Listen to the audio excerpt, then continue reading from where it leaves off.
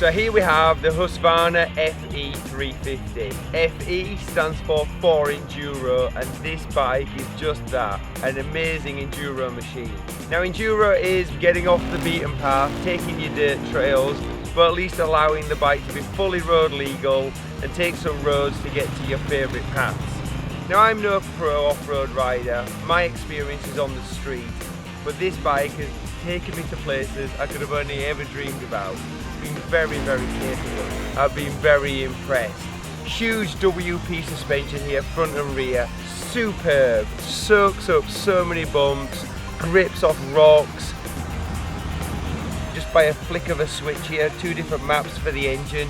Number 1's quite smooth, 2 a little bit more punch. I really enjoyed it in number 2. I found it a bit more capable to kind of get the front wheel up and get over obstacles.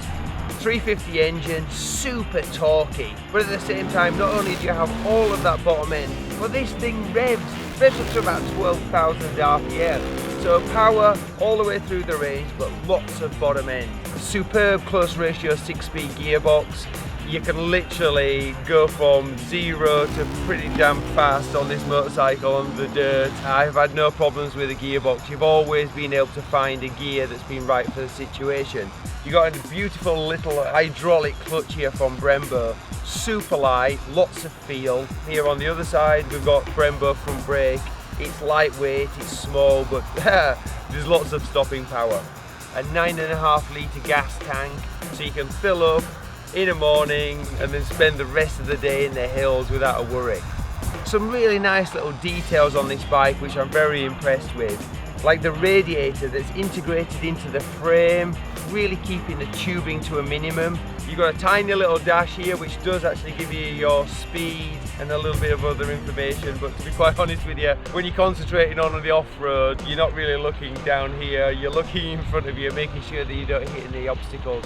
It's got a nice little electric start here. I've been pretty exhausted in some areas and there's no way I could have wanted to kick the bike, so nice little feature there that it has an electric start. You've got a horn, stop button, headlights.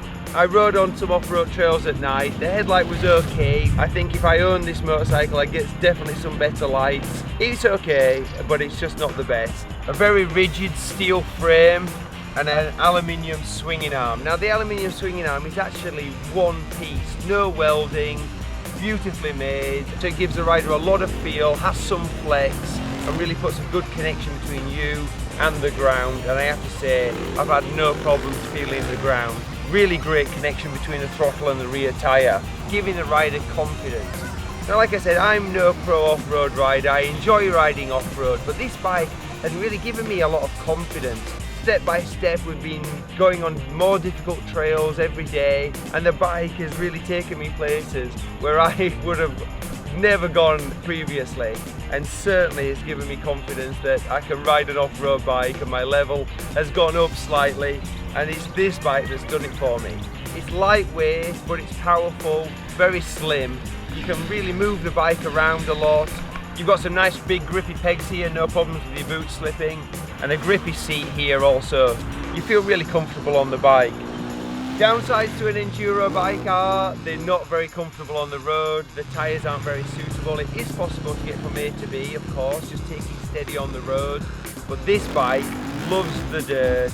It might be a small little factory that came out of Sweden, but this small little factory is going places. I've been really impressed with the bike. It's got lots of specs, and if you're into off-road riding, enduro, wow, amazing, takes you places that you could only dream about.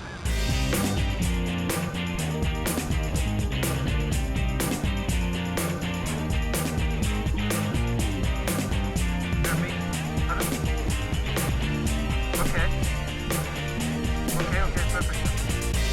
so you go down, and then I go down.